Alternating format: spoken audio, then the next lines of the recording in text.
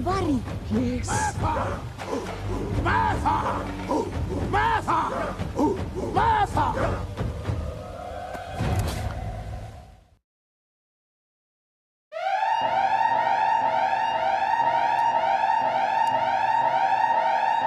Get your whiskey, get your coffee, get your water, pour up something, and join us for your noon break as we discuss what we feel is the real. Pour up for me.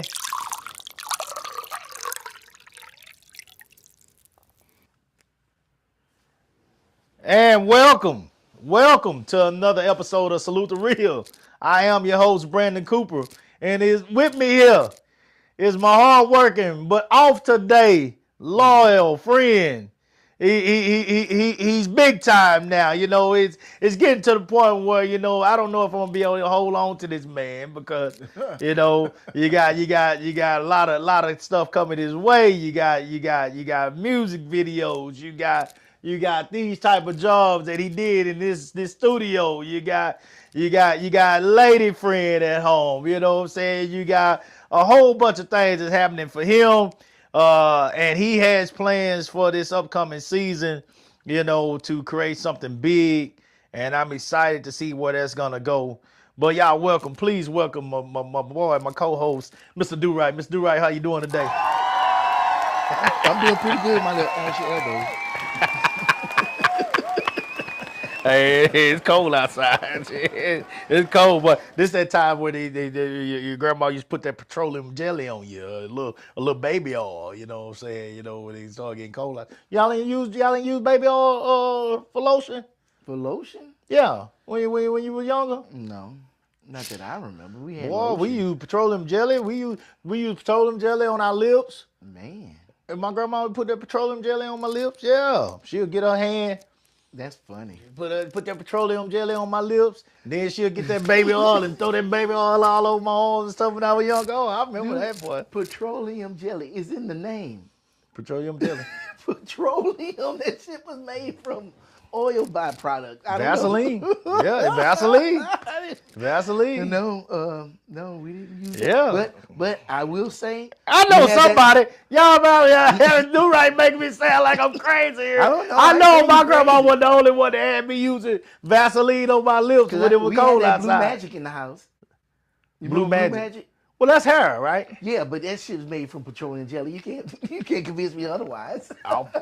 I know Okay. we was using it. I'm just Okay. saying we didn't use that straight up. Yeah. Only time we use petroleum jelly is if you had a big scab on you or something. Oh, okay. You put that petroleum jelly on there and that scab is falling off. Man, look here. Oh, okay, that's that. Healed or not. Well, so that as far as when your lips are chapped outside, that wind is blowing, it's cold it's supposed to outside. protect You put that Vaseline on there, shit, you That's be all right. funny. Yeah, boy, my grandma put that Vaseline. So yeah, you know. Hey man, we gonna give you some nuggets every once in a while over here, man. That's the country in me, man. I'm gonna keep you with a few nuggets, all right? First of all, man, we appreciate the ones that have been following us, the ones that have liked the page. We appreciate you, man. You know, we're gonna continue to grow, man. We're gonna try to keep this thing going. We got some things that we wanna do for the future. I'm working on some interviews with specific people that me and Do Right will get together and come up with some stuff for them. You know, if everything works out the way I plan, you know, that should be exciting. To bring on some other people to, you know, hear their opinions on some different topics as well. Gonna bring on a few females, you know. We're gonna bring on a few females, you know, because I think, well, ain't no think to it. Our perspective is from a male perspective, and you know, and I definitely want to bring on a few females to counter that and, you know, speak up for the females.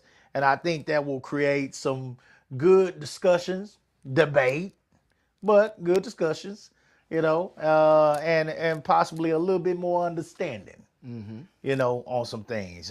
Maybe that can happen for us. So, you know, hey man, just different things that we want to do. But again, Shout out to the ones that are following us. Hey, man, I got some truck drivers that always follow us, man. We appreciate you for your loyalty and continuing to check us out.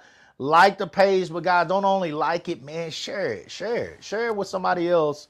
If you like what we're doing and if you feel like we're on to something here with some of the discussions and possible debates that we be having on the show.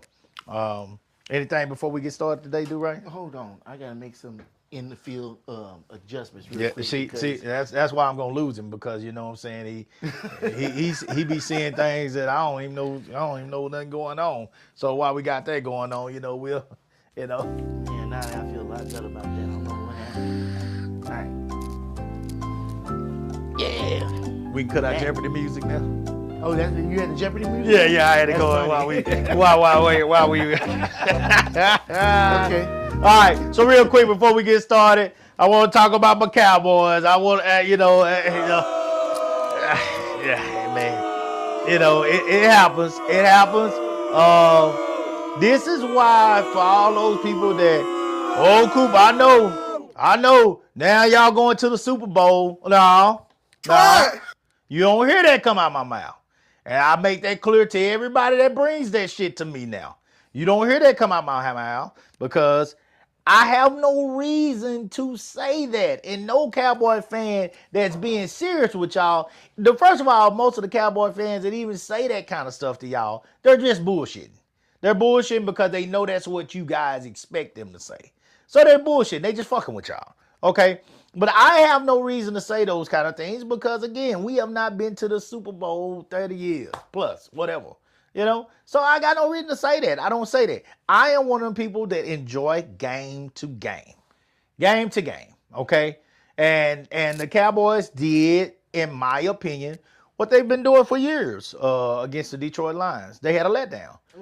They had a letdown. How they won against Kansas City and lost against Detroit? Letdown. Okay. Letdown. Kansas City is not that good this year, though. They're not that good. They're really not that good. When you get past Patrick Mahomes and a couple of solid players that they have, Chris on defense, I mean, what I'm saying? They got a couple of decent players, Rice on offense and all that kind of stuff. Their line is not that good this year. Their running game ain't nothing amazing. They're just not as good as they have been. So Andy Reid is really trying to, pull somebody's hat to figure this out. But they lost to Houston, if I'm not mistaken, last night. So I think Kansas City's done. I don't even think they're going to make the playoffs this year.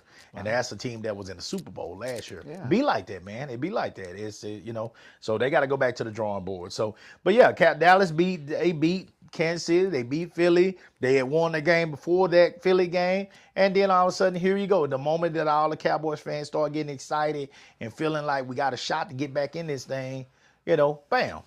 They let down. So it's okay. I'm used to that. So it don't kill me, when that kind of stuff happens. Now there's still a chance that they can get into the playoffs, but it's a very slim chance now because they just lost too many games in the beginning. And so now they got to try to they climb it uphill, and that's a rocky hill. It reminds me of the journey that when when we talk about the white folks say we have the same journey as y'all. It's the same. No, ours got a few more obstacles in the way. You know what I'm saying? So that's the obstacles that they got to fight through now to try to get to the playoffs, and therefore it's a very slim chance. But hey, what I can say is this team is now set up with the picks that we're going to get in the first round. But we're going to get 2 first-round picks and the players that they have added to make this defense better at this time. Next year, we're set up to have a really good season. We're set up to have a really good season next year. They just took too long to add these players in for this season. We lost too many games in the beginning before they created this roster that they have now, currently have. So why do you think they dropped the ball on this game where the last 2 games they was looking pretty good? Is it something that you see that's happening or something? They're the Cowboys. They got a curse or something? You can say it.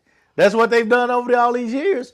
I think that they're going to have to go back to the drawing board with this group they got. I think they're still trying to figure out a whole lot of things right now. The secondary, they're trying to figure it out. There's just a lot of things, mainly on defense, that they're trying to figure out right now. And I think that, but when they got a good core group now, you had a few solid pieces. Like I said, you got 2 first-round picks coming in for this next year. You had a few solid pieces in there, and they come through training camp and all that kind of stuff with this group for next year. I think they're going to be in a much better place with camaraderie and everything. I think this team is going to be very good next year. I really do. I really do. So I think I give Jerry a little bit of credit.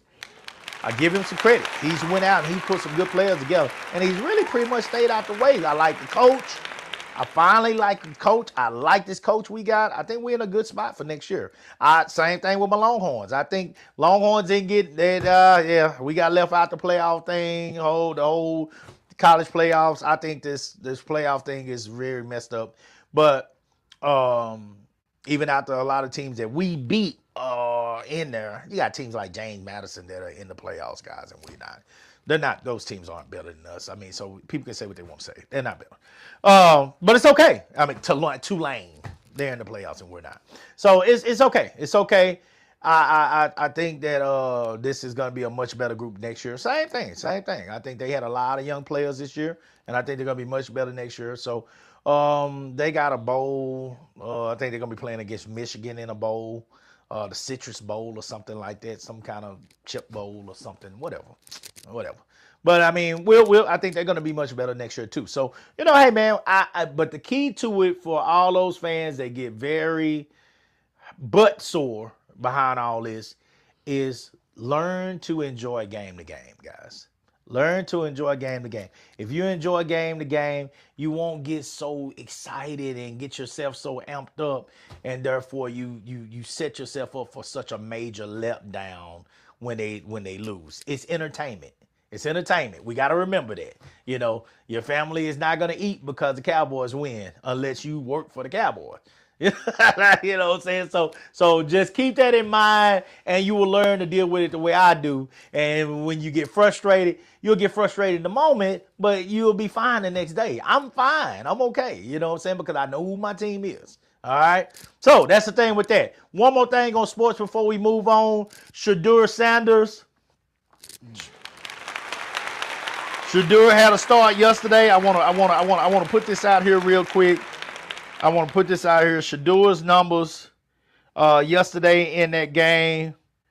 I'm just gonna make this clear that it is clear to me that this kid, the uphill battle that he's fighting reminds me of Vince Young. When Vince Young came into the Titans, and the head coach made it very clear that he did not want Vince Young. He didn't want Vince Young. He wanted to stay with Kerry Collins. He didn't want Vince Young. The owner wanted Vince Young because he knew that excitement, that electric energy that Vince Young was going to bring to that team was good for putting asses in seats. And Vince Young was also a good quarterback. But if you don't have the support in your coaching staff, you are not going to probably have success. This is the same as anybody's job. If your boss is against you from the beginning and making it clear that he or she did not want you at that job, they're going to make it extremely hard on you at that job, and therefore you are going to have a difficult time having success. That is a fact, guys. I don't care where you work, what you do, what you're trying to accomplish is going to be difficult, okay? And so I want to say this about Shedeur. Yesterday, Shedeur he went 23 for 42. First of all, 42 passes for a rookie is a lot. That's way too much. Now you got to remember, a lot of people gave Hurts a lot of credit last year when he won the Super Bowl for the Eagles. Hurts probably wasn't averaging no more than 25 passes a game, guys. That it might have been lower than that. Actually lower than that. Okay. This is a rookie. He threw the ball 42 times yesterday. I don't agree with that. I never agreed with it when Romo was with the Cowboys. I don't agree with it when Dak is there. I think you got to have more of a balanced game. But He threw about 42 times yesterday. He completed 23 passes. He had 364 yards, 3 touchdowns, 1 interception. He was sacked twice. His QBR, his quarterback rating was 97.7. Guys, with that being said, he also had 3 carries for 29 yards, averaged 9 yards per 9.7 yards a carry, had a long of 14 yards, and he scored a touchdown on the ground as well. So he threw for 3 touchdowns, ran for a touchdown. I need to get this out. We want to make some clear. He had his, I think his best weapon right now has been Fannin, the tight end, Fannin Jr. 8 receptions for 114, 14.2 an average, and 1 touchdown. Judy had 76 yards. Sampson had 64 yards. Junkins had a 58-yard pass. Like, these guys are playing for him. They lost. And there was some controversy. 4 touchdowns and they lost? Yes, there was some controversy at the end. They took him out, went for 2 twice, didn't get it. Took him out the game, tried to run the Wildcat. They tried to run the Wildcat with the running back taking the snap and running. The running back was supposed to hand it off on like a little reverse. He forgot to toss the ball to the goddamn receiver. Why do you take this quarterback out and he's having a game like this? Who they play? In crunch time. Who they play? They played the Titans.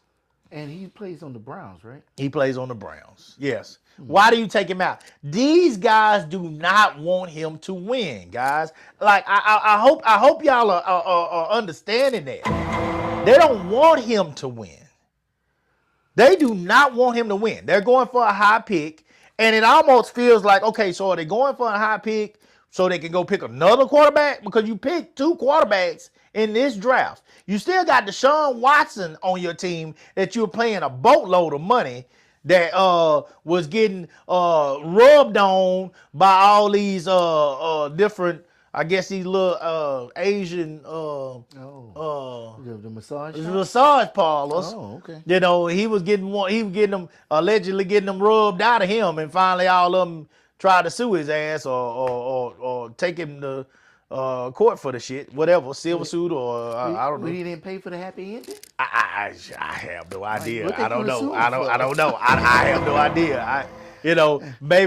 Maybe he was making them do it, or they say I have no idea what he was doing. But anyway, so all that stuff was going on. He's still on your roster, and you drafted 2 quarterbacks this year. So I don't know where the Browns. When you are a bad organization, you're just a bad organization. And it seems like the Browns now, the owner, the word is the owner made it clear that he didn't want Shedeur. So it's the opposite of what it was when Vince, the owner wanted Vince in the Titans and Tennessee Titans, and the coach didn't want him. Well, now the owner for Cleveland didn't want Shedeur, but somebody in that camp picked him. I want to say it was general manager. The coach is making decisions that go against Shedeur possibly getting to finish out games and prove what he's capable of doing. And I just feel like this kid is just put in a very bad situation. I just feel like they do not want him, even though the fans get excited. Everybody is more people are paying attention to the Browns across the country when this kid is playing that have, let's be real, that have paid attention to the Browns in years. Nobody gives a fuck about no Cleveland Browns. Ain't nobody gives a damn about the dog pound, guys. I'm being honest with you. The dog pound ain't had a stable quarterback. I ain't talking about a good quarterback, just stability at quarterback since Bernie Kosar. The last time you heard that goddamn name. Prove me wrong.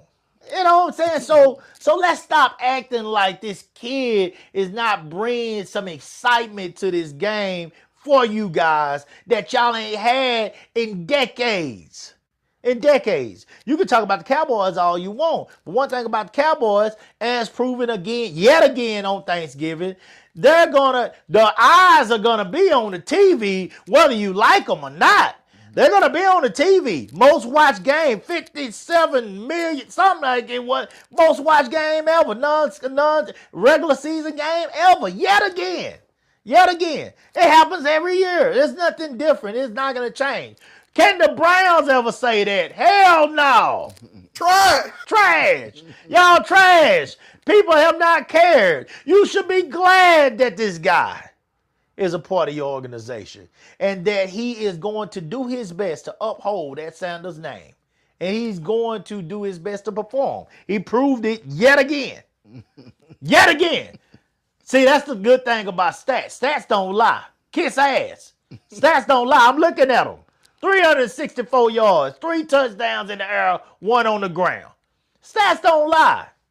See? So get this kid a chance because there are other quarterbacks that are rookies and second-year quarterbacks, a whole bunch of them that are not doing that right there, right now in this league. And he's doing it for the Browns. Well, maybe it'll be good for him. By him doing them like that, that way he can go to another team and be. Glad you brought that up. They picked Shedeur in the 5th round. Mm-hmm. Now Shedeur was a first-round quarterback all day long. Should have been at least the second quarterback taken off the board. He should have been taken in the 1st round. Everybody knows that. If they don't say that, walk the fuck off. Just walk off. If you have the conversation with somebody, and they say, "Oh yeah, he really deserved to be in the 5th round," just walk off. Don't even have no conversation with these folks. Fuck them. They stupid. All right, but and it's really some, as you say, prejudice stuff going on. We know what this is about. Trash. All right, but he should have been in the 1st round. We know he should have been in the 1st round. This dude, when word comes up about teams being interested in him, Cleveland was starting Gabriel Dillon in front of him. Again, they got Deshaun Watson coming off the bench next year, who probably, I don't see why he wouldn't get the nod for the start in the beginning if you're not going to start Shedeur, because Gabriel Dillon shouldn't be starting over neither one of them, in my opinion. Okay, so here we go. When people asking about him, you're going to start Gabriel Dillon over him, but you want a 2nd-round pick back for Shedeur. Get the fuck out of here. Trey, see, you know how good he is. You know his value. You don't want to trade him. You don't want to give him to somebody else and let him go over there and shine. You just want to hide him down on the bench and hold on to him. You's a dumbass. You don't even want no pick back for him, but you don't want to put him on the field.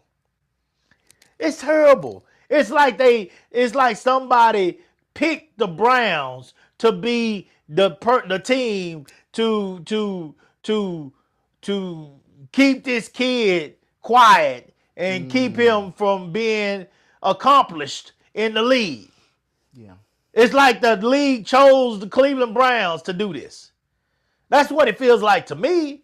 Somebody else can tell me if I'm wrong on that, but that's what it feels like. And that's trash. That's trash, man. Don't tell me where America is. I know you get frustrated talking about some of this stuff, but don't tell me where America is, man. This shit don't stop. Politics are in every single thing we do, guys. Every single thing we do. I still despise politics. I know my friend back home told me not to say that kind of shit, but I still hate politics. But I understand now. What I do understand now is that politics are in everything we do, including sports. Big in sports, because sports got a whole lot of money. Anything that got, follow the money. You hear that in every business. Follow the money. Follow the money. And you'll normally find the answers that you're looking for. Just follow the money. Where's the money at? Where's the source coming from? Follow the money. Follow the money. So if the money is there, if entertainment is there, if people like it, if they enjoy it, and you got certain people that are over this thing, that they want that entertainment to be a specific way, I guess, so let me say that, to be nice, then they're going to do their best to uphold how they want that to happen. And if they don't want it to be seen by this guy that they feel represents something that they don't want to represent the league, here we go. Here we go. And I think that's what we have with Shador. I think that he represents something in their minds that they don't want to be a representation of the league. Another Deion Sanders. Deion Sanders was outspoken when he played football. Very. Everybody knew that. Very. Yeah. And that's what they fear. And I think you're right with that. They just see him being just like his dad, and they're like, oh, we ain't gonna make that mistake again. That's what they fear. That's what they fear. And if you give him his chance, you're gonna have a hard time holding him down, because who could deny Deion Sanders? As much as they hated him, you couldn't deny him because he was the best at what he did. Mm-hmm. He was an island over there. Put him on that island, and you ain't got to worry. Deion Sanders going to hold his man. That's a whole side of a field covered. And if you want to test him and throw it over there, the ball might be going back the other way. He might be hitting his head on the goalpost. Yeah, people were looking for that. Strike up the fight song. Yeah. Let the band play. Because if you get a pick, you ain't catching him. Yeah. And what this kid is proving is he has the moxie to come in here and learn and develop and do a good job. It's his rookie year, guys. That's his only time. That's his third game. And he threw for 364 yards. We got quarterbacks in the league right now that are starting on teams that couldn't throw for 364 yards, guys, if their life depended on it. And they got goddamn Pro Bowlers on their team they throwing the ball to. This kid is throwing it to H. Fannin Jr., another rookie. Jerry Jeudy, who is trash. And Jeudy gonna try to, they said Jeudy. So here's another thing. This is what black people do too. And this is gonna go lead into what I want to talk about today too. I appreciate y'all being with us again, guys. Stop for a minute, real quick. Like the page, guys. Real quick. Okay, here we go. Jeudy, you trash ass Negro. This is what people like Jeudy do. The jealousy.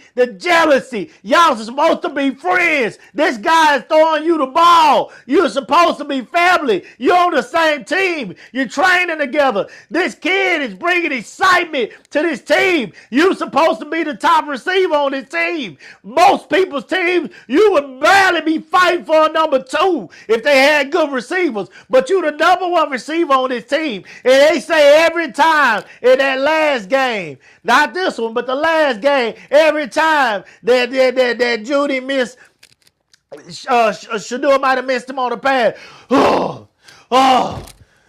He doing all this on national TV. You know, Really? you're trying to make this young rookie kid look like trash. Instead of helping and supporting your quarterback, you're trying to make him look like trash. He's not trash. Jeudy, his name and his efforts and his talent and his potential are bigger than yours will ever be. Already. How'd they go this Sunday? I don't know how Jeudy acted, but Jeudy had 3 catches for 76 yards and a touchdown. Well, he probably shutting the fuck up right now. He probably shut the fuck up. Yeah. And I mean, I would. All that did was help his stats. Yeah, it helped his stats, and I would venture to say that it would be hard to say anything to Shador when he had 364 yards, 3 touchdown passes, and ran for a touchdown as well. Yeah, it's hard to go when you got those numbers. Stop hating on the kid. You're hating on a fucking kid, man. Boy, y'all some niggas are trash. How old is Jeudy? Jeudy is shit. I mean, he young too, but I mean, he been in the league for some years. This is his second team. I know at least his second team. He started out with the Broncos. Oh, he went from the Broncos Jeudy, to the Browns. Jeudy, age. He 26. How old is the other dude? Shador. Yeah. This is his rookie year. Let's see. Shador Sanders is 22. 23. So this is his rookie year. And so Jeudy been in the league for this is probably at least his 4th season. Jay Jeudy contract. Stats. Career stats. So based on what you were saying, first thing come to my mind to kind of back up what you're saying. And all I'm gonna say is a name. Okay. And look, I don't even follow sports like that. This is I know you bad don't. coming I from know me. you don't. But just real quick, Judy's been Denver. He got drafted in 2020, 2021. So 2020, 2021, 22, 23, 24, and now we're in 25. This is sixth season. Wow. It's sixth season. And you treating a rookie like that, dude. Like a rookie that got potential. You know he's better than Dylan Gabriel. You gotta look up Dylan Gabriel, dude. You just go look it up for yourself. Try. A bullshit. Gotta be better than Tim A Tebow. Huh? bullshit. A bullshit. Oh, Tim Tebow was an outstanding college quarterback. Yeah. But when yeah, he in got the to league, he just Oh, trust me, I remember that. He But just boy, couldn't. they kept pushing him out there. Of Pushing him course. out there. Of course, Boy, they they want- made sure he got on the right teams to get seen and stuff. they wanted And him it to have seems it. like it's the opposite. Yeah. You got somebody with some talent, but you bury him. Yeah. And they buried him intentionally. So I talk about the friends. This goes into kind of what I want to talk about today, guys. Why do friends? Because these guys should be friends. They should be. I ain't saying you got to be long friends and forever and all this. But when you're on this field, you should be family. You should be looking out for each other. We should be on one accord. We should be on the same page. And we all know that if you're working with somebody or if you're trying to make some things happen with somebody, if every time I make a mistake over here talking or I do something stupid on the show, you know, and I was like, God damn, I messed up today. My bad, do right over there. Oh shit, this nigga here. You know, if he do that every time, do y'all feel like my confidence is gonna be high? Do y'all feel like we're gonna be able to work together as a unit over here? Eventually I'm gonna say, do right, kiss my goddamn ass. I don't wanna do the show no more. Fuck it. I don't wanna do the show no more. You know? Or if a person in this situation is throwing you the ball every time, this is your quarterback. He's the one that gets you the ball. Wide receiver, Judy, no matter what you think, no matter how good you think you are, which I venture to say you ain't even in the top 30 wide receivers in the league. Okay? You're not even in the top 30. There's 32 teams. Remember that. There's 32 teams, and I would venture to say that Jerry Judy does 3 starting receivers on every team. You know, every team got 2 outside receivers and a slot receiver. So you're looking at 32 teams, 32 times 3 is, let's see, 32 times 3, so like 96, I think. Let's see, 32 times 3. Yeah, 96. There you go. Pretty decent, man. All right. So 96 receivers. And I would venture to say that you are not in the top 30 of any of those receivers, and you are the best receiver on the Cleveland Browns. So with that being said, you know, you're putting this rookie in a situation where he feel obligated to not only get you the ball, but not mess up. And therefore, that's on his mind every single pass. Now, it's tough enough dealing with fans. It's tough enough dealing with all this hate that he's receiving because of his dad. He didn't do nothing wrong, you know, but he was receiving that hate from the beginning because of his dad. So his dad knows what he's going through. Because a lot of it was because of him. Shedeur was not receiving this because he was some asshole ass kid. Is he a little bit cocky? Sure he is. But we know where it came from. That's Deion Sanders' son. You know? And I mean, you don't have to be like your dad, but I'm sure his dad is teaching him to look above the bullshit. Stay above the bullshit. Fly high. Keep your expectations high. Keep your confidence high. I know that's what I would be telling him. If I had the success of a Deion Sanders, I would be telling my kid, you cannot let these people get you down. You got to be able to shake. Man, come on. We had a song back then the day, Shake Them Haters Off. You remember that song? Yeah. Shake them haters off. You got to be able to shake them off, guys. You got to be able to move on. This shit is a daily grind. Some days are going to be good. Some days are going to be bad. But the people that are in the trenches with you are supposed to have your back. They're supposed to be your friends. They're supposed to get down with you. They're supposed to be loyal to you. They're supposed to respect what you're trying to accomplish and be willing to support you if they can. And that's what I want to talk about today. I want to talk about friends. Why do friends betray you? Why do friends betray you? As we grow and develop, and life begins to change, you're not going to be the same person at 30 that you were at 20. You shouldn't be. You shouldn't be. You shouldn't be the same person at 40 that you were at 30. Okay? Each year, each generation, each decade for sure, you're going to change. Things are going to change about your life. Things are going to change about what's most important. When you have kids, kids are going to take the place of a lot of, if you're living a stable life, let me say, and want your kids to have success, ideally we all want our kids to do better than us. People or we at least want to set them up to have a clearer path than we might have had.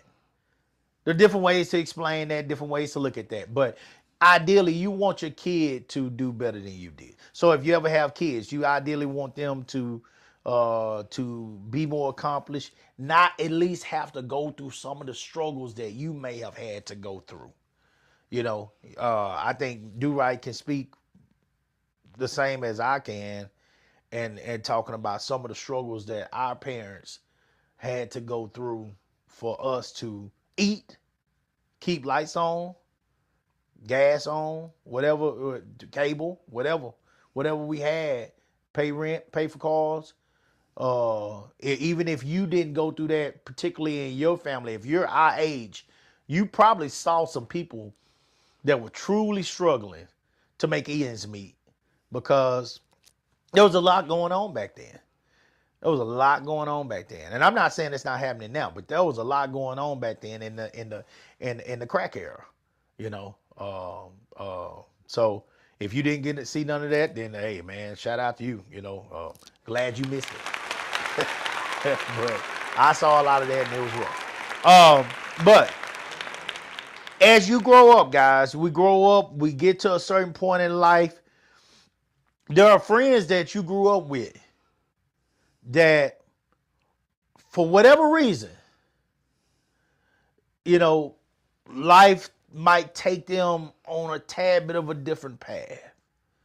You know, some of you went to college, some of you went more blue collar, went to get a trade, you know. Some just went straight to work afterwards, you know. Some didn't do shit. You got some that might be living off the system. You got some that might have chose to sell dope. You got some that may have chose to rob and steal. And you got some that tragically didn't make it to this point. But for those that are still with us, whatever you chose, if you call these people friends, you're going through life hoping that you can maintain these relationships. You're going through life hoping that as I develop, as I become a better person, as I become a true tax-paying citizen that's doing my part when it comes to taking care of the community, and doing my part when it comes to taking care of my family, and doing my part when it comes to taking care of myself. Putting back money, investing money, saving money, making sure that if something happened to me tomorrow, that I'm good to go, guys. Y'all don't got to worry about trying to figure out how to bury me and all this kind of stuff. You know, we doing things for ourselves. Ideally, you're doing things for yourself. Whatever it is that you may be doing, whatever your profession is, whatever it is. Ideally, you want to try to put back some things. As you doing these things, are the friends that you had or you created along the way doing this journey, are they still 10 toes down for you? Are you holding on to some relationships that should have been let go a long time ago? Are you holding on to a relationship that you know deep down inside you, if you put this person in a situation to where there was an opportunity for them to go behind your back and throw 30 knives at it? Y'all ever did that axe throwing? That axe throwing, I've never done it myself, but I've seen some people throwing them axes. If you turned your back and you left the doors open for this friend I'm talking about to throw that axe, would they throw that axe dead in the back of your neck? With the things that they're doing. I'm not saying what they try to kill you guys. Hopefully not that. What I'm saying, with the things that they're doing, you know what I'm saying, to betray you, would they do those things? Do you have a Judas on your roster? Hell, are you the Judas? Woo! Would you throw the axe? Woo! Would you throw the knives? Oh, hold on. Boy, dude, see, that's why I like Do Right. That's why I like Do Right. Because basically what Do Right just told you is not only take a look at your friends, but motherfucker turn around and look in that mirror for your goddamn self. Uh-oh, here we go. Here we go. Yeah, Is the person we talking about you? All right, so let me read this real quick before I turn this over to Do Right. This says, why do friends betray you? Friends betray you. Friends betray others due to a combination of personal reasons like selfishness, insecurity, or a feeling of being threatened, as well as relational issues such as poor communication, conflicting needs, or a lack of respect for the friendship's expectations. Betrayal can also be a sign that a friendship has grown apart due to differences in morals and priorities. Well, What does that sound like? Does that sound true? yeah, it sounds true. But except for one thing. Okay. Friends don't betray you. People you think are your friends betray you. Explain. I mean, facts. Your friends, real friends, don't betray you. If I ask you today, Do Right, what is a friend? What is a friend to you? To me, a friend is somebody I share common interests with. That the only thing they looking for and I'm looking for is just companionship, camaraderie, things like that. If you're looking for anything out of a person, that person is not your friend. And if it's vice versa, you're not their friend. You shouldn't have to be looking for something from somebody to be their friend. Because as soon as somebody's looking for something, that's when everything falls apart. You know that friend that always asks you for money?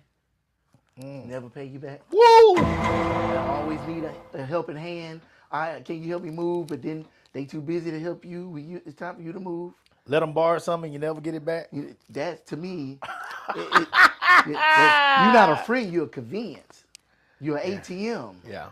You're a mover. Yeah. You know, to a friend, a true friend, Will not take advantage of you. yeah, at all. And feel bad if they had to ask you for something. Yeah. And try to sit up here and pay you back tenfold because they don't want that relationship to And behind trash. Trash. I mean, do you to me, a friend is somebody simply in everything that he just said that I can say I trust. I trust this person with my finances. If I let him borrow some money, he got me back. I ain't worried about it. I trust this person around my family. This is not the person that I got to worry about trying to come on to my daughter. I trust this person around my wife. This is the person that I ain't got to worry about trying to overstep the boundaries when it comes to my wife. This is not the person that gonna come in my house and steal something. This is not the person that's gonna piss all over my floor when they go into the toilet, you know what I'm saying, and not goddamn reach down there with some paper towel or a napkin or something and clean the shit up. Spray some grease down there, goddamn, down and spray that shit up and clean that shit up. I'm talking about everything, guys. He ain't gonna shit on what belongs to me because he's my friend. He's my friend. This is a person that I believe that I can bring around my family and be secure. This is a person that I should not be jealous of because I'm proud of him. If he's doing well, Yeah, you happy for it. I'm happy for this guy. Yeah. If he gets a good woman, I'm happy for this guy. If he gets a good job, I'm happy for this guy. If he gets a great bonus, I'm happy for this guy. If he got a nice car, I'm happy for this guy. You know? Mm-hmm. And instead of being jealous of him or envious of him, I'm talking to him and I'm saying, friend, can I pick your brain? You know, on how maybe I can do better. What do you think about this? I should be able to go to him and say, what do you think? I'm not asking him, you know, continuously for handouts. I'm asking him, how can I teach me how to fish? Yeah. Or give me an idea. Maybe you can help me out. Or maybe you can point me in the direction of somebody that can help me to learn how to do what I want to do. That can put me in the same situation maybe as you one day. One day. Not now, but one day. You know, or at least put me on the right path. That's what friends should be willing to do for one another. You shouldn't even have to ask. Your friend already trying to put you on game. Let me give you an example. Do right. First of all, I did all this. I ain't asked Do Right to do shit. You know, what Do Right charged me was shit for what he did. Because let me make something clear to y'all. I didn't go get none of this shit, including the goddamn chair that I got my ass in right now. I didn't go get none of this shit. He did it all. So what he charged me,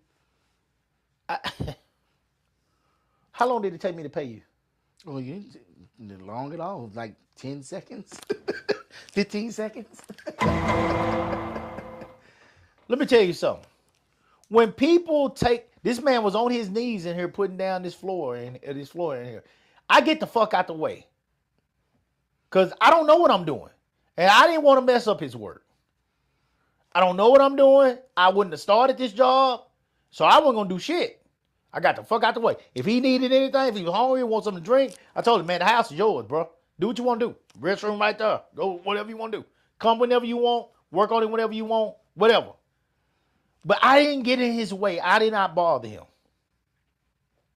But what he showed me is a willingness to do something because he enjoyed doing that kind of work. And he has been here. Guys, I would not have this show going right now if it was not for him. Wouldn't have it going. I'm telling you the truth. I don't believe in my ability to do this enough to do it on my own. I don't want to learn how to do all that shit. That shit is frustrating to me. These cameras and this technology and this shit, that shit gives me a headache. I start looking at it and it makes my head hurt. I don't want to deal with that shit. Do Right is doing all this. He's the only reason this show is going. He comes over here every Monday, every Wednesday. He's ready to go. I be walking about this bitch half-ass, ain't even took a shower yet sometimes because I be cleaning up or getting ready to cook, you know, for my wife, or just waking up from being out at work all night. Because I work all night, so I just be waking up. I literally just be waking up, and I be trying to clean his house up so it don't smell like cats. He got them badass cats before he come. I'm telling y'all the truth here. You know, I don't want my house smelling like cats when somebody come over. So I'm in there cleaning up. I was mopping before he came today, you know. But he's here consistently because he believes in what we're doing. There's an opportunity for it to open up and develop into something else and help us to create something else in the future. Help him to create some things in the future. It's people working together to make something happen. And it's better to be working together to make it happen and have good conversation. This has become, honestly, a therapy session for me and him. I know it has for me. We're sitting here talking and we help one another. He helps me because he gives me a different look at things. Then I'm a very strong-willed person when it comes to what I think. But listening to him on some of these things does help me to see things from a different perspective. To me, that is friendship. And I'm not going to never, that man say, this is what you owe me for doing this, Coop. Shit, send me your send me your cash out. And it's done. He comes out and he helps us on some of our jobs. As soon as I get the bread. Done. I'm never going to leave him hanging because that's a friend. He turned around and wanted to have a birthday party for his young lady. I said, man, how can I help? I love playing a little music. I'm not a DJ. Love playing a little music. I said, man, do right, man. Can I come over and play a little music for y'all? It'll be an honor, to do it. Oh, man, Coop, you ain't got to, man. No, man, if I could, it'd be an honor for me to do it. Now, I don't know what they thought, if they enjoyed. She seemed like she enjoyed me coming over and helping out, But whether they did or not, I wanted to do something. I wanted to be a part of it because he's done so much for me. And you ain't got to worry about me coming in there, looking all around, wanting to touch on shit in his house. You ain't got to worry about me wanting to touch on this goddamn woman. You ain't got to worry about me stealing 3-4 plates coming out of his goddamn house, even though she cooks her motherfucking ass off. I keep telling her he could have got more. God damn. Turns out, man, some of that gumbo she made went bad. Yeah. I should have took that shit home. Yeah. But I wasn't going to do that because I ain't going to disrespect that man's house. No, your wife told you to calm down. Yeah. You would have been good, Coop. Yeah, because I would have ate my ass off. You're right. But still, I would not. I'm going to be honest with you. People come over your house, they'll leave about 8 plates. No, that's different. I seen the shit happen. At mine. Because at least you even thought about it. I seen the shit happen. They just come with the bags in their hand. What did this say? Friends betray others. Why do they do that? Selfishness was a big one on there. Selfishness. Look here. If you coming over to people's house, you wrong, man. You know you wrong. You better wear your bulletproof vest all day. Oh, motherfucker! Dang! You too, you fat motherfucker! You fat Yeah, you heard him. That's what you acting like. You ain't acting like no friend when you go over there and fill up 8 styrofoam plates. You ain't doing it. You ain't acting like no friend. You ain't acting like no friend. You ain't acting like no friend at all. He turned down the Eagles and Ravens. They talking about Shador. He turned down the Eagles and Ravens. He turned down the Eagles and Ravens, guys, because he was going to be sitting behind Hurts and Jackson, Lamar Jackson. He wanted an opportunity to play. So that was why he turned them down. So, you can look at it. They already got their franchise quarterback. This is a guy, remind you now, those guys, Hurts and Jackson, are still young quarterbacks. So I don't know. You can look at it how you want to look at it. Miss Jones says you were the best DJ at my birthday. God damn! Look at that! Look at that! Look at that! Look at that!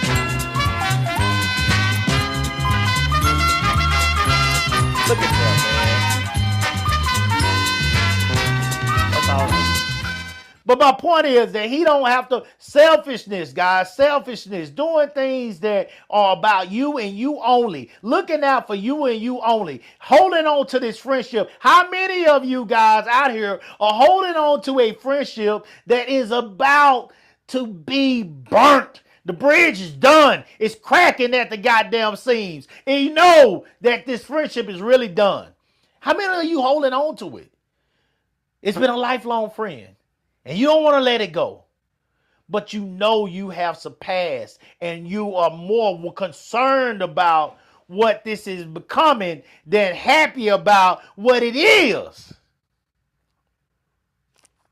How many of you holding on to it? It's just different friends. 'Cause that's the one that's trying to use you. The other friend is the one that's trying to bring you down. Every time you come around, they complaining about this, complaining about that. my They God. can't get their shit together. You just trying to be supportive, but you at your wits end because every day is Oh some my God. bullshit. Oh my God. That one that kills the vibe. Yes. Bitch don't kill my vibe. Yeah. God damn.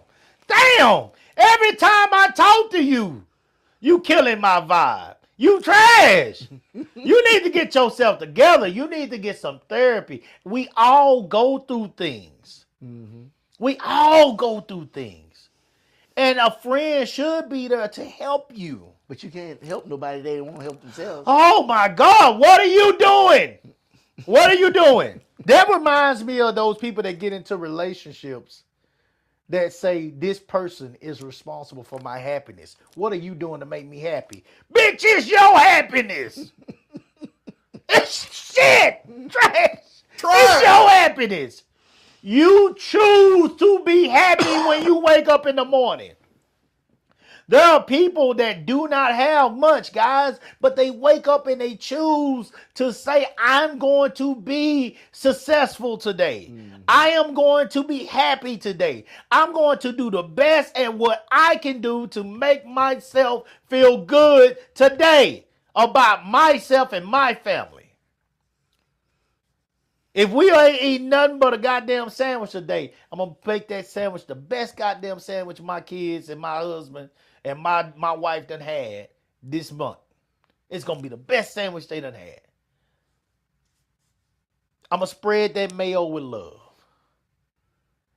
I'm going to put that cheese down and melt it just right. If I got to go sweep this building to make money, I'm going to sweep that building the best I can. I've learned, guys, over the years to appreciate what I do with that mop just as much as I did what I did when I was working in that goddamn courtroom with that computer and those case files. I've learned to appreciate what I do with that whistle just as much as I did when I was out there working for the county.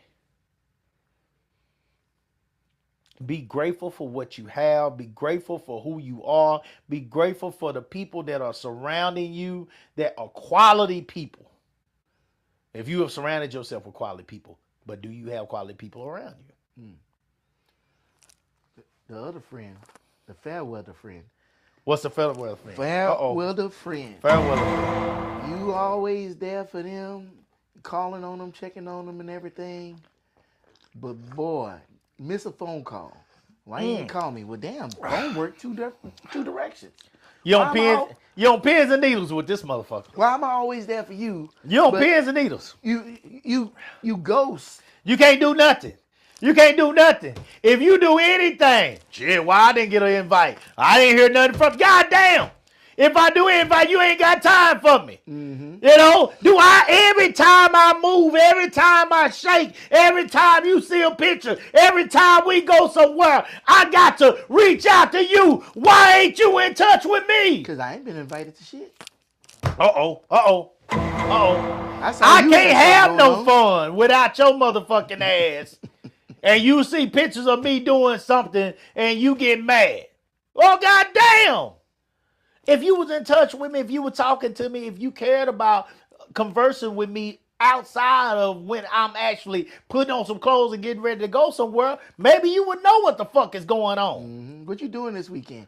Oh, I got XYZ going on. You don't want to talk to me, goddamn, when I'm pushing this goddamn mop. You don't want to talk to me when I'm cleaning them toilets. You don't want to talk to me then, but goddamn, the moment I put on some clothes and I'm ready to go out here and party, you mad. Trash. Man, Fair weather. we got all these toilets and shit to clean. You ain't nowhere to be found. But boy, when it's time to I go, can't hear from you. Your phone done cut off. I'm blocked. I'm blocked. Oh, but boy, when I'm giving out a free shirt at that goddamn track meet, you mad at the motherfucker if you don't get a call. You trash. You not a friend.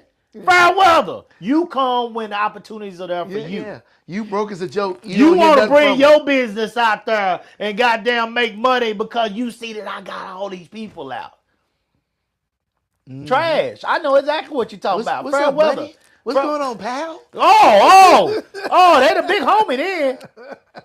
Tell them to pay something, they look mad at you. You need to pay a vendor fee like everybody else. What?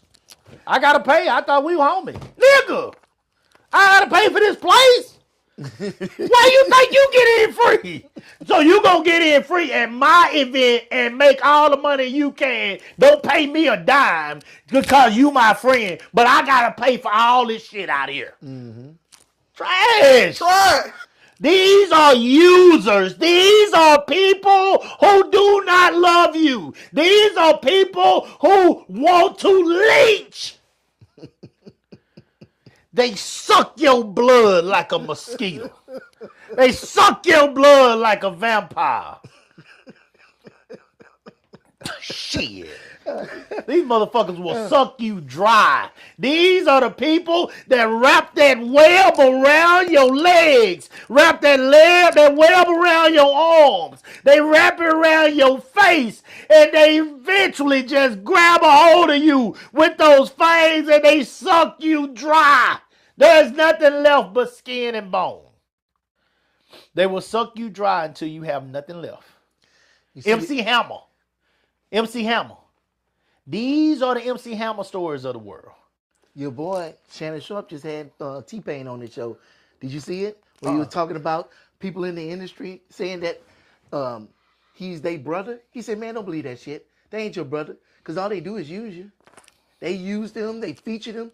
They were showing that dude had, at the video awards, every song that was nominated had T-Pain on it. Wow. And he got paid off for none of that stuff.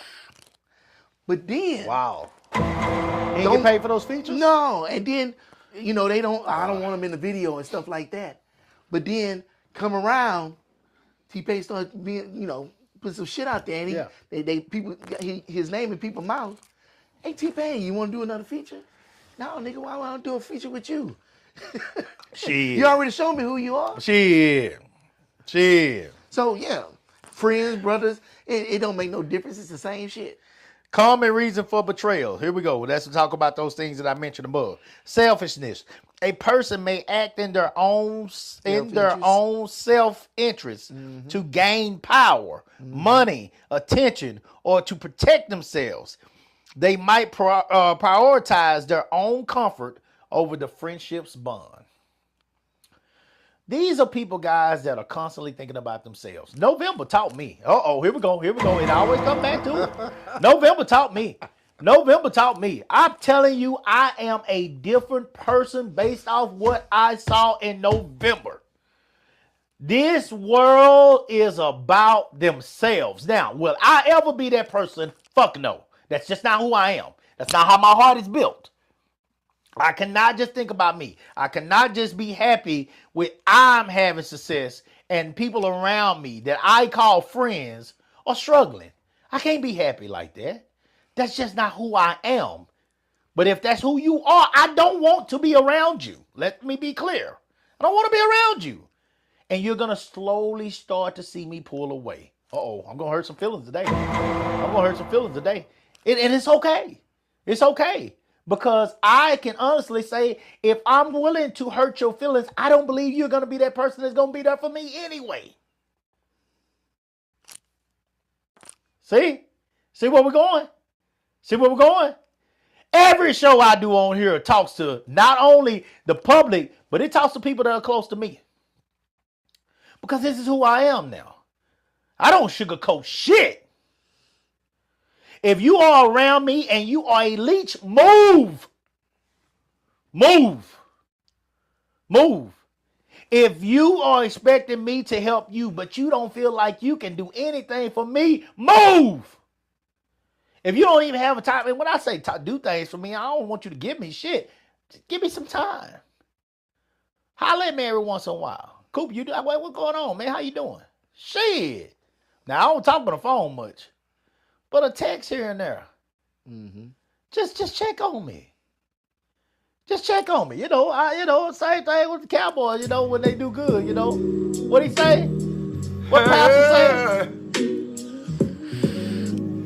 Ain't nobody What pastor calling say? me, texting me, paging me, asking me, are you still in ball? Just check on the pastor. Just check on your boy, man. That's all he said. It's like, check on me. You don't want to check on me when we win. That's what he's saying. But it ain't just about the Cowboys, guys. It's about everything. Yeah. You don't listen to what he's saying.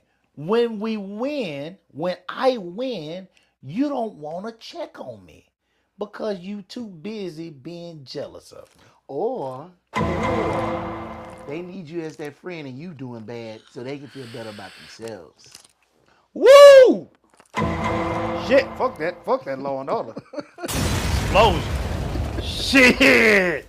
Sometimes you need to have somebody. Misery in your love company. Yeah. Oh, you see Misery what love so-and-so company. doing? Oh, they down bad. But I'm glad I'm over here where I'm at. Yeah. And you know what? And I'm glad you brought that up. That's a good one. Because the selfishness, this is something that females love to do. Females love to do this shit. Men love to do it too, but I always see it with females. Fuck that nigga. Fuck that. The moment anything wrong happen in this relationship. Fuck that nigga. You don't need to be with that nigga. Blah, blah, blah. Bitch, let's get out here and do this. Let's do this, bitch. We can be partying. We can be having a good time. You don't need that nigga. Blah, blah, blah, blah, blah. I pride myself. And you can ask my friends, because here's, God be with me if I'm lying here. There ain't no friend that I've ever had that's in a serious relationship that ain't going through something in their relationship. There ain't now friend that I had. So I try my best to pride myself on when I'm listening to, and you can ask my friends on this shit, when I'm listening to them talk about problems that may come up in relationships, that in the end, I have something positive to say, because if there's a way to save this, I want to save it. You've been with this person 10, 12 years. Why the fuck are we just giving up all of a sudden? Why are we just giving up? We just going to give up on this shit. Everything y'all built, all the relationship. What do you think it's going to get better? When you move to this next person, you got to go get to know somebody else now. You're starting all over. You're starting all over. Why am you all of a sudden going to trust this person more than you trust this person over here? Now, if this person has been an absolute asshole and they put their hands on you, they doing that shit different.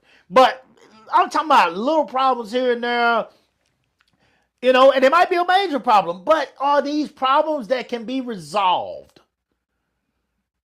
And if they are, let's not just be so quick to give up. And you as a friend, you damn sure don't need to be the person. Fuck that bitch. Fuck that nigga. Come on, man. For real. Come on, man. That's not your place. Yeah, but see, most of the time when they saying that, they want you to be with Ed. Oh, you in a relationship. I'm not in a relationship. That's the first word that starts screaming. Fuck that nigga. What Do-Right just said is check your source. Check your goddamn source. If the first word to come out their mouth is fuck that nigga, check your source. Look at me. I ain't got to go through that. I don't have to answer to nobody. Well, you a lonely bitch too. Yeah, I mean, but that's not a friend. That's not a friend. Now, I can see a friend like, girl, this I see you with these bruises and everything. We need to get out that that's situation. Different. Now, I'm going to tell you straight up. If somebody putting their hands on you, I'll be quiet and I'll listen. But I'm not going to sit here and tell you, oh, man, just keep hanging in there. It's going to be okay. Bullshit. Yeah, it's Bullshit. A difference. It's a difference. No. What you somebody putting their hands on you. What you going to do? How you going to pay your bills if you leave this house? Shit. It's almost like they want you to be in Yeah. They want you to be a loser. They want you to be like them. Like, I don't agree with that shit. That is selfishness. They're thinking about themselves. I'll have my friend back. My friend can sit over here with me and drink wine and eat cheese and shit and talk about and say all this bad shit about niggas. Fuck niggas. Cat Williams said a long time ago, all niggas try now. You need to figure out why all the niggas you with ain't shit. Why they garbage? What is it about your pussy that keep attracting trash ass niggas? You keep attracting them kind of niggas. You keep attracting niggas that want to put their goddamn hands on you. What is it about you? Take a look in the goddamn mirror. Hold on. Also, look at them dudes that's around you and ask yourself why you in jail and nobody else. Ooh. You know what I'm saying? That's a two-way street. That shit's on both sides. Yeah. You up here, man, I ain't no snitch. I ain't gonna sit up here and put my boy in nothing. But yet, your ass up in there, I wonder who told on you. Yep. Oh yeah. Yeah. Y'all take that goddamn bid for a whole lot of niggas. Would that nigga that bid would them niggas take that bid for you? Yeah, that's we already know the answer to that shit. I done watched enough mob stories and saw them mobsters tell it all on each other. You These see are too much people. 48 hours. Shit. I done seen too Forget the too mob. many niggas smoke that cigarette. I done seen too many niggas. Hold on. This is what you saw on 48 hours. Oh yeah, they sitting there. Yeah, they sitting there cold. They bring them a goddamn thing of hot fries And a Coke. and a Coke and a burger. They Oh gonna my tell god! it all, And boy. and they get that goddamn Newport afterwards. Shit, boy, look at that. They ready to go in the hide. Witness protection. Shoot. They gone. They gone. They gonna sell. They gonna sell a soul. That's your friend. Here we go. Insecurity and jealousy. Some betrayals stem from a person's own feelings of insecurity, jealousy, or a sense of being threatened by their friend's success or existence. Have you ever seen that situation, guys, where people come in your house and the first thing they do, You start looking around. damn, it's how y'all doing? Damn. You know, and if you know, it's, you know, with me, you know, you talk to me, Do Right can tell you this is true. Cooper, how you doing? Po man trying to make it. Mm-hmm. Po man trying to make it. Because I'm you know, and you know, a lot of people say don't talk shit like that into existence. I'm not saying that I'm a poor man in life. In life, I'm extremely rich. My kids are healthy. My wife is healthy. I'm healthy. You know, we're able to get up each and every day and go to work. But when I say poor man trying to make it, all it is, guys, is a way for me to constantly remind myself that I'm one incident, one mischeck, one this, one that away from concern. And I got to keep my hustle on. Each and every day, I got to keep my hustle on to get to where I want to be. And where I want to be is not rich. I don't care about all that shit. Some people want to be rich. That's fine. Good for them. I just want to be happy, peaceful. I don't want to have to be in a place where I got to worry about how I'm going to take care of myself when other people can't take care of me. You know, that's it. I don't want my kids to be struggling and worried about how they're going to take care of me. I want to be able to leave them something when I'm gone. If I leave here before my wife, I want to be able to make sure she's okay. It's the simple things for me, guys. That you know, that might not sound like much to y'all, but that's what I want, you know. And so, until the end, po man trying to make it. I gotta hustle. I gotta go get it. Okay, that's it. That's all it is to it. There are people out here, guys, that look at you and where you at in life, and I ain't nowhere, you know. But they'll look at you and where you at in life. And instead of being happy for you and saying, man, hey, like I was saying earlier, let me pick your brain on this or let me pick your brain on that. If they feel like you're doing something good, they're too busy being jealous of you. And really want, as Do Right said earlier, you to be struggling like they're struggling.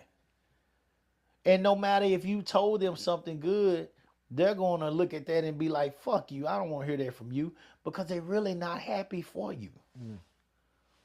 They're really not happy for you. So you can't give them no advice, because what it looks like or what it feels like to them, where it comes across to them is you trying to, you doing better than them and you're trying to gloat. Yeah, trying to outshine them. Yeah. You're gloating by telling them giving them advice. You might be just giving them some advice and just telling them your story, what you did to get to this point. But it looks like gloating. It looks like you're bragging.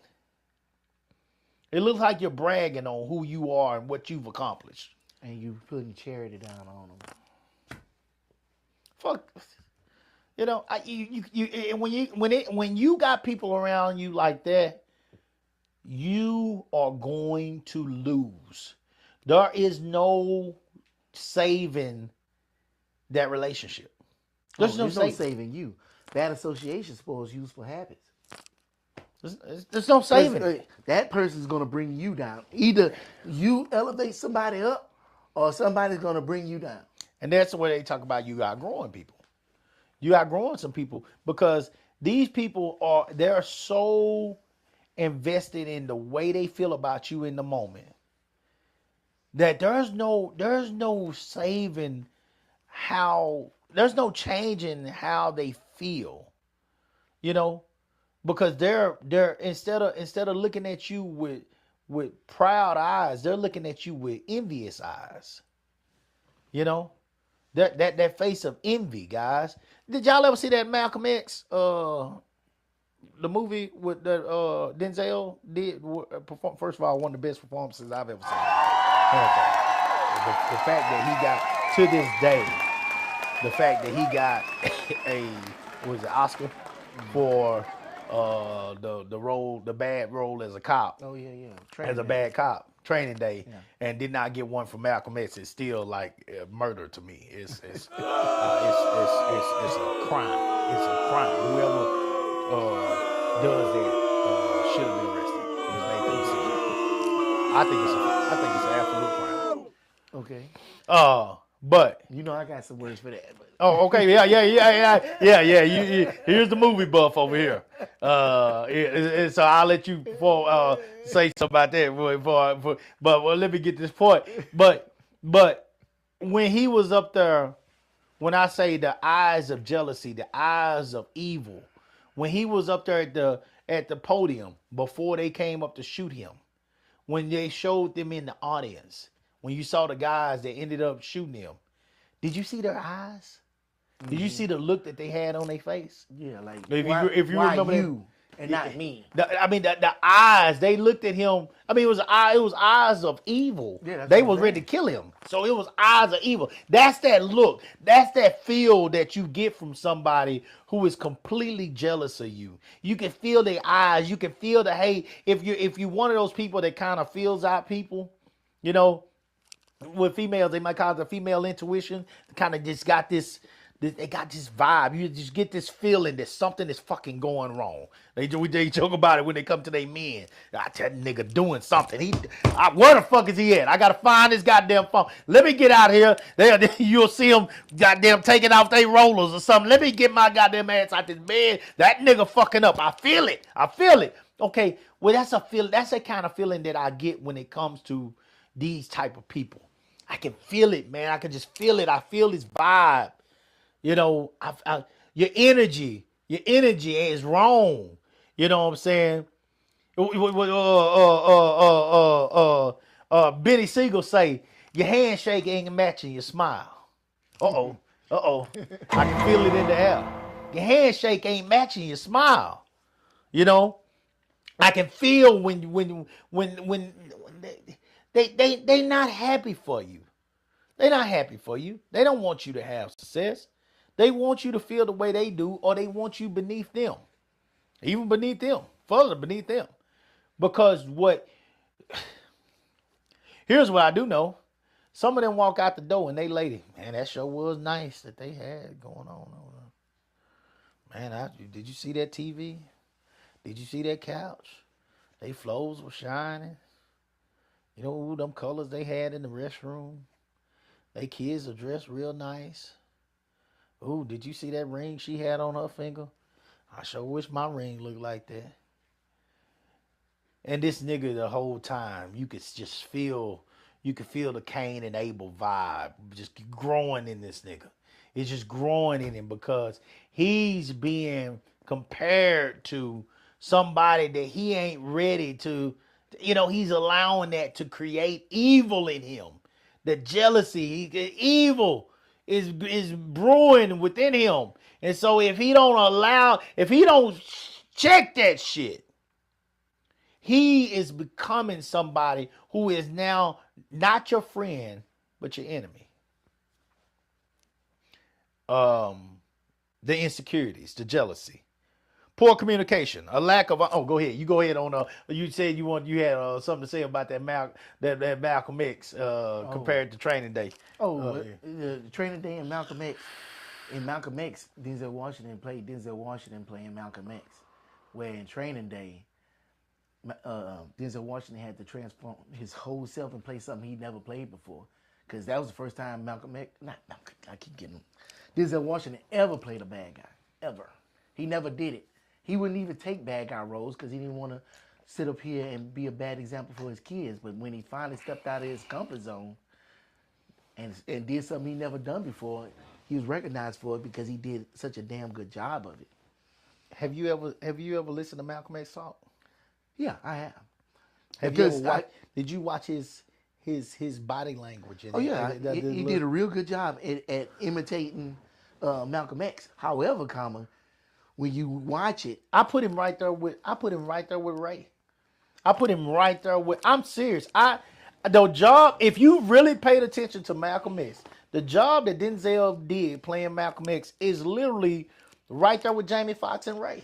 I'm not going to say that. I disagree. With that. It's right behind it. I've never seen nobody play anybody as good as. Let me make that clear. I've never seen anybody play anyone as good as Jamie Foxx played Ray. To the point to where when you watch that movie, you don't even see Jamie Foxx no more.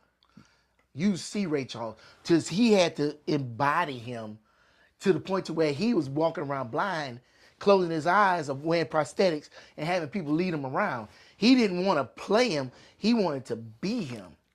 And that, to me, that's what elevates you higher. Nothing against Denzel Washington. I think he's Denzel a great. I think behind Ray, I think Malcolm was who. Okay, so behind Ray, because we both agree that Ray was outstanding. I think we both agree on that. Shout out to James. We both agree. But behind Ray, who is somebody that played a role that was as good as Denzel did Malcolm? Playing a role of somebody that used to be living. Yeah. I had to get back with you on that. See? That's a lot. That's a lot of questions. If somebody can add one in here that you feel, please put in the comments for us. Because we could say Will Smith played a really good Muhammad Ali. No. You don't think so? No, not on that level. Not on Denzel. I agree. I disagree. I don't think so. But I mean, no, I don't. No. But then, okay, Denzel Washington, Ray, or when he played Frank Lucas in American Gangster. King Kong didn't have shit on him. Still, and Malcolm. he played the hell out that role. He did, but still Malcolm. God, man, I just, he was so good at it, man. He was so good at it. The turns, the body language, the voice, just everything. He was so good at it, man. It was believable, dude. Like I saw it. I saw Malcolm in Denzel, man. I saw it. I felt it. I just felt it. I thought he did an outstanding job, man. I really did. I shout out to him, man. I thought he did an outstanding job. I was so impressed. So impressed. But that's me. Hey, please leave a comment in there. If y'all find one, if y'all can think of one that outside of Ray, I don't want to hear nobody. You say you've been in Ray, then I'm not even gonna pay no attention to you because he's right. I mean, Ray was top notch. But behind Ray, I got Denzel. So if y'all can think of one, and he's a movie buff. He said he'll have to get back to me. So hell, Diana Ross. I think she did really good playing Billie Holiday. I need to go watch it. I need to go watch it again. Like she disappeared. When an actor disappears and all you see, like if somebody young watched Ray, they wouldn't even know who Ray Charles is because they would think Jamie Foxx was Ray. Gotcha. He did it so good. Yeah. And Denzel was good, but he never disappeared in that role to me. Okay. I respect that. Here we go. Poor communication. A lack of honest or open communication can lead to built up tension and misunderstandings that escalate into betrayal. Let me tell you something about this. If y'all are friends and y'all can't be honest with each other, then who the fuck can you be honest with? I was coming up with that next. Let me tell that is I got a major problem with that one. If you can't be honest with each other, then who the fuck can you be honest with, guys?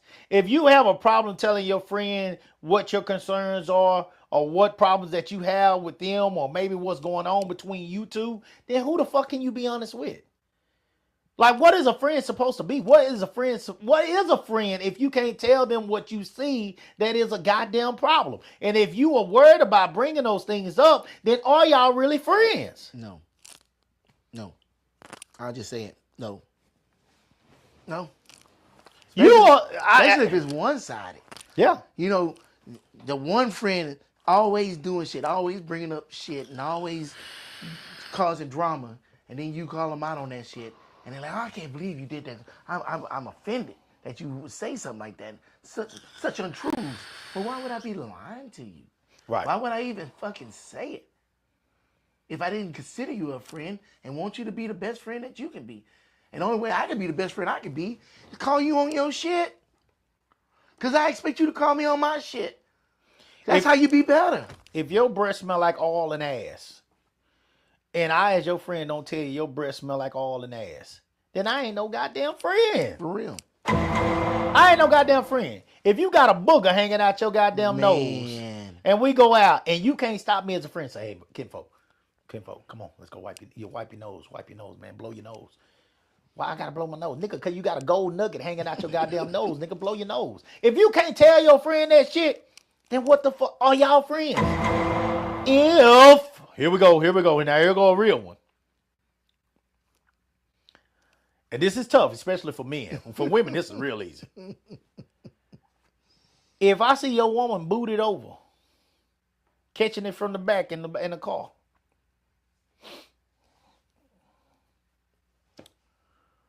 I don't even know if this is hard for men because. So here's the problem with this one. I don't know why I even brought this up. Here we go. Let me go. Pull up. Here we go. Let me blow the whistle. Here we go. Goddamn. Hold on.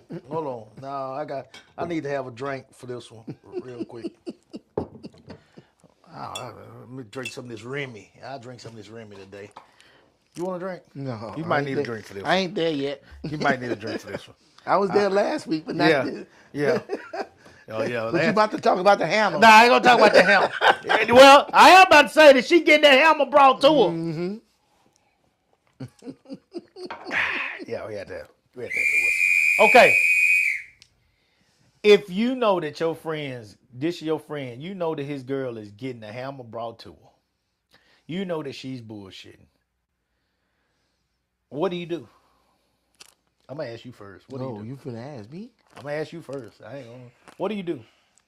This is a hard one for men. For men, this is very hard. And it's gonna sound crazy. This is very hard. This is a hard one. For men, if you his friend, you better not say a goddamn thing. Ooh, see, here we go. Because if you a real friend and you know him, shit, the next day he might be in prison. Like sometimes some things are best left unsaid. Not only that, and that's the most important one because he might go mess around and do something to get himself in trouble. But here's the one. You as the friend can turn around most of the time. A lot of the times, the man don't leave the woman. So, oh yeah. So you have created this hostile environment by telling the friend that you know that his woman was cheating on him. But even if it's true and your friend finds out that it's true, if he don't leave the woman and they end up being together through all this, now you're the one that's going to be on the outside looking in. Because she already know that, hey, this nigga here is an enemy for me. Oh, yeah. So I can't have him around. So now you created a hostile environment. Cause it's hard for men. Cause first thing she gonna say, oh, he always wanted me. I be seeing how he and then she just plant them seeds. Oh my God. And next thing you know, she don't want you around no more. You can't come over the house. Nah. You can't come over the house. Ain't gonna hang out no more. Yeah. You can't come over here. No more. It's a wrap. Because he gonna have to leave you alone for him to be back in that relationship. Yeah. And she's not gonna feel comfortable with you going out with your friend anymore because she knows that deep down you know that she ain't shit. Yeah. So if there was an opportunity for a girl to holler at you, holler at the friend now. You as his friend ain't gonna be like, oh, okay, man, no, don't do that, man. You got a woman at home. No, you ain't gonna do that because you know that his woman is getting that hammer. She been getting that hammer. So you and a friend like, oh, nigga, hell, shit, do your thing, bro, because your woman getting slaughtered. She getting slaughtered out of here. And she knows that. So now, is she going to feel comfortable with y'all even hanging around each other anymore? But hell, it ain't even got to be that. Some women just don't want you to hang out with your boys because they think you out there in the streets doing shit. Yeah, that's a whole nother story. And I pushed away friends trying to be with a woman. Yeah. And it wasn't even like that. But, I mean, what you going to do? Who you going to pick? What side you going to pick? Hard to compete with pillow talk. It's hard to compete. A bullshit. You can't compete with pillow talk. A They bullshit. say, oh, my friend gonna always take my side. Shit, bullshit. Bullshit. Yeah, boy, hit when it she again. get on that thing. Hit it again. Ah. Hit it again. A bullshit. I mean, shit, you looking for forever, or you looking for your friends? I mean, sleeping, you got your friend, but you sleeping in bed alone, or you got that woman and she right there at the house with you. Man, that's some hard choices to make. I had to play that. That's some hard choices. Shit. Look, she bending over. Your boy can't even fucking boil water. My shepherd. Your girl can fucking cook great. Yes, sir. Shit. Yes, sir. Your boy only can tell you about his conquest and just tell you what you ain't getting. Yep. Boy, that's hard. Yep. It's hard. Yep. It's hard. So the poor communication, different expectations. A betrayal can happen when one or both friends have different expectations for the friendship, such as loyalty, support, honesty, or mutual respect, and these expectations are violated. What if her friends don't like your friends? Yeah. And Yeah. constantly. Yeah. Hey, my boy invited us over. Oh, Yeah. such and such gonna be there. I don't want to be over there with them. I don't like that hoe. It ain't. To I ain't get- got nothing to do with that. Yeah. Yeah. But then now you stop being friends. You can't be a good friend. Maturity and personal flaws. Sometimes a person's own flaws, such as difficulty managing multiple relationships or a lack of emotional maturity, can lead to betrayal. That's high school bullshit. That's that clique shit. Do some people ever grow up? No, we talked about that before. Not everybody mature at the same time. Yeah. And you, let's say it's a group of people, men or women, group of people, and you tell the ones that's tight, and like you always left out the side. Well, damn, we grew up together. What's going on? Or you ain't got time for us no more. All that petty ass shit. Friend of mine at work was telling me that he outgrew some friends. This dude just 30 years old, high school friends, but they want to throw him shade. When they throw a party, they want to throw a party at their house. And they get all the stuff, and they got to do all the cleaning and shit. But when they suggest, oh, can we do it at somebody else's house? Why would you suggest such a thing? Like, no. How you put me out here in the outskirts, and everybody else is in the fucking prime real estate? Yep. You know, it's funny how and you start seeing shit. You start noticing shit. And you're like, well, you know what? Maybe we ain't on the same wavelength like we used to be. Right. Uh-oh. You know? Uh-oh. Yeah. You up here still trying to rent, we trying to buy. Uh-oh. We ain't even on the same. I'm trying to save, you just trying to spend. Woo! Boy. Yeah, you boy. You gonna hurt some feelings now. I bet Tell them pull up. it's true. Tell them pull up. It's true. I guarantee you got somebody in your life you had to do that with. You still want to hang on the corner and drink fucking 40s on the corner and shit. And well, I can't do that shit. I got to go to work tomorrow. Shit. Got shit to do today. I got shit to do. I I got shit got to do. responsibilities. Yeah. I can't sit on this corner drinking with you. I got kids at home. I don't want to see them want them to see me doing shit like that. How many of y'all holding on to one of them right there that he's explaining? How many of y'all holding on to one of them and you don't want them to come to your house because you don't want that bad example around your family and kids? That's the thing. You hold on. That's my Ace Boo Coon. Me and him been together forever. You gotta excuse me, I was sick, so my voice is going. Yeah. Y'all was down forever, but this nigga ain't changed not one bit. You want him around your daughter, your wife, your son? He's still up here talking about fighting. He 40 years old, still talking about fighting in the street. You want him around your family. But you holding on to him because you feel bad because you're leaving him behind. Oh, man, he can't keep a job. He ain't got nowhere to stay. But he better not ask you to stay on your couch because you be like, nah, bro. Look, my couch broke. It's in the cleaners, you know? Gotta play that sax for him. Gotta play that old Lethal Weapon. They gotta play that for him because here come all these excuses. You don't want to do them like that, but damn, they do themselves like that. Friends and family. And you try to tell them, but they up there, no, you wrong. You wrong. That ain't me. Friends and family. Like, with them, I got 2 eyes. I see it. I got 2 ears. I hear it. And shit, my nerves working. I feel it. How you can't? Look, let me help you. Nigga, I don't need your help. I don't need to go talk to them people. I don't want them people all in my business. Boy, you better start putting your shoes on and start Y'all walking wanna out see that door. body? Because all they going to do Yeah. bring you down. And you know, if they don't bring you down emotionally, they going to be the ones that's breaking in your house, stealing your shit. Tell me that ain't happening. Ugly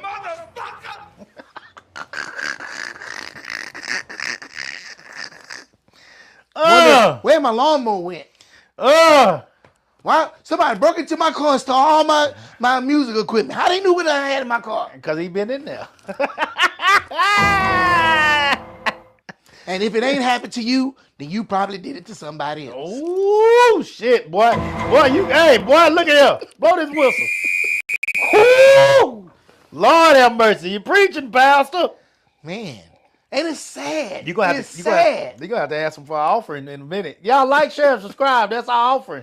Like, share, and subscribe, goddamn. You know, you hear that man preaching over here. You know you've been there. You've been there. You either been that person or it's been done to you. Yes. All right? So you've been there. That man preaching to you right Man, when I now. was Like, younger, share, and subscribe. We had so much stuff stolen from us by people that were supposed to be our friends. Oh! To where I go out my way to make sure my friends know I'm actually their friends. Coop, you ain't got to fucking pay me a dime to help you go out there and work on them jobs. Yeah. Fuck that shit. I'm trying to be your friend. Yeah. You know, I'm trying to help you. I told you that from Jump Street. You did. And when I told you that, I meant it. Yeah, you did. And I circled around and said, hey, man, you say you need help, man. I'm still here. Yep. Yeah. Because niggas done did me wrong so much in the past that I try my best not to be them. Yeah. So, you know what? There's a purpose for niggas in this world. Yeah. To help you know what not to be. Yeah. There's shitty people in this world to help you know what not to be. Yeah. And if you don't take that example to heart, then you an example for somebody else. Man. Shit, we need to get into that. I'm serious. We need that. Fuck all this stuff I'm reading now. You want to add something else to that? 'Cause I'm done reading. I'm done reading. Nah, that just, sometimes, shit, that's it. That's it. I'm done. What you just said. And I'm just going to go back to that original statement I made. Friends don't betray you. People you think are your friends are the ones that betray you. Yeah. Straight up. You don't worry about your real friends. I know who your real friends is because I've been over here to your house and broke bread with you. Yeah. And met your real friends. Yeah. And I see them and I see stand-up people. Yeah. They sat up here and spoke to me like I'm a long lost friend. Yeah. That's real people. Yeah. That's the motherfuckers I want to be around. Yeah. I want to be around real people. Yeah. And I want to be a real damn person to them. Yeah. I just met them. Shit, if they just met me 10 minutes ago and they was broke down on the side of the road Yeah. and they say, hey man, I'm broke down on the side of the road. Here I come. Yeah. Quick story. When I left the Navy, I was stationed in Virginia and I was moving here. I left Virginia on a Friday. I got here on a Monday. On that Friday, 5 o'clock in the morning, my car broke down right there at the border of Virginia. Man, I barely had $100 in my pocket. I had enough money for gas money to get here. I didn't know how. My transmission went out. I did not know how I was going to get here. I wasn't trying to call nobody to come and get me. But my buddy up there in Virginia, we were stationed together, we worked together, and I called him on the phone, not to ask him for anything, just to tell him what happened. Hour later, that dude was up there. Yeah. I didn't ask him to be there. I didn't want him to be there. He did it anyway. Right. He couldn't do much. Right. But he was there with me, moral support, till we figured out what the fuck I was gonna do. And he saw me off in a U-Haul truck. Yeah. Dude, you know how much that meant? Shit. Yes, I do. still love that dude to this day. Yeah. You know, and don't get me wrong, people grow apart. Right. Because everybody got their lives. Life be lifing like a motherfucker. Life right? be life, and that's true. But man, he popped up on Facebook and I said, dude, where you been? Yeah. You know, I ain't heard from you. I ain't know what happened to you. And he's like, man, what's going on? We connected. Just like that. Because that's what real goddamn friends do. Not, oh man, I just see you on that, man. Where you been? I ain't heard nothing from you. Crickets. Yeah. Crickets. Yeah. Yeah. Yeah. I ain't got nothing to say. I ain't got nothing to say. I'll just end with I mean, first of all. You got real then. You got real. And I mean because what he's saying is true, guys. Yeah, because everything you talked about, I lived it. Yeah. I was right there. Yeah. Right there. Past, present, and future. Because it's going to happen again. And I just hope I have the consciousness and the wisdom to spot it before I waste too much time, effort, and money on some fake-ass motherfuckers. Yeah. If you got a good heart, people are going to take advantage of you. Somebody's going to come along that's going to take advantage of you. People will continue to take advantage of me simply because I'm out here working in a business that involves people, involves the community. And so there's always going to be somebody who's going to come along that don't feel like they should put anything. I don't want to say pay me because they're not paying me. You can't pay me for my time while out there with those kids. You can't pay me for the effort that I put into what I do with those kids. You can't pay me for all the shit that's around my goddamn house. Do-Right done seen it. He done seen it. Some of y'all have been in my house and seen it. You can't pay me for all the shit that was around my house. You know, all the money that I done invested into, you know, these kids. You can't pay me for it. Yeah, that team, that organization can't afford me. And what we've accomplished and the impact that we have on people in the community, all the people that we impacted in one way or another. You can't pay me for that. I know this team can't afford me. But there are people out here, so I don't say pay me.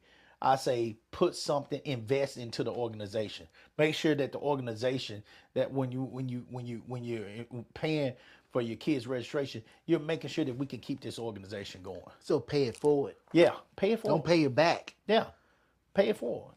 That's exactly what you're doing. And you are definitely a friend to those kids. Oh man, come on, man, dude. Every time these older kids come see me, every time they reach out to me, you know, and this is where I get emotional. It brings a tear to my eyes, man. It's something amazing to know that you have had an impact on people to a point to where they want to take time out of their day when they come back home, and they want to stop by to see you. Yeah.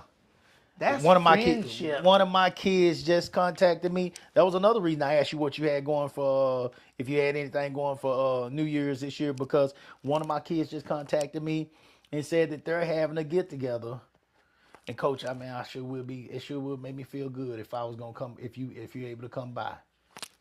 And theirs is earlier during the day, so you know what me and Candace gonna be? Right there. Shit. If they shit. Shit. If they take time to reach out to us, if Lord bless and we can beat her, goddamn it, we gonna beat her, man. That means everything to me, man. You know what? This is how I know this is a good friend. With my girl, I put on that birthday party for her. I invited y'all and I invited my friends. She invited her friends. Who was there? All my friends. Where was her friends at? We just started getting close, but y'all was there in the house. You was DJing at her birthday party. That's why she made that comment. You the best DJ in the world for her because ain't nobody done no shit like that for her before. So I appreciate you and your wife and your family for sitting up there and being there for her to give her the best time she's ever had. Wow. You know what? Wow. And here's the last thing. You say you wanted to end it. Here's the last thing. If you got a good friend, when was the last fucking time you told them that they was a good friend and how much you appreciate them? Ooh. Because I try to make that a habit. And that's why I wanted to say it right here in front of fucking Give them their everybody. flowers. Give them their flowers. Man, thank you. Thank you. Because And likewise. if they a friend to you, you need to let them know. Wow. Wow. Because I guarantee you, if y'all was in bad blood, you'll tell her how bad of a friend they was. Wow. Wow. Well, I tell you what. Do-Right just said something with that. So when I get off this goddamn live, when we get off this show, before this day end, I will be contacting several people and letting them know who they are and what they mean to me. Because he's right. I mean, we got to give people their flowers. We hear it all the time, but we just don't make time to do it. And we say it all the time and We still say it don't all make the time to time, do and we it. still don't make time to do it. We So, know better. to all those people that are good friends, to me, to all those people out there that are good friends to people out here in the community, out in the world, thank you. Thank you. Thank you for being a good person. Thank you for doing something good for people to where they can say that you are a friend. Because as I always say, there are so many people out here that each and every day they wake up attempting to make the world a worse place. Yes. And so if you're doing something to make people feel good, you're doing something good for somebody. Thank you. Thank you for what you're doing. And thank you, as the Golden Girls say, for being a friend. Thank you. Listen, guys, we appreciate y'all continuing to show us some love, continuing to watch the show. We'll come back on Wednesday, guys, and try to do better. Until then, salute the real.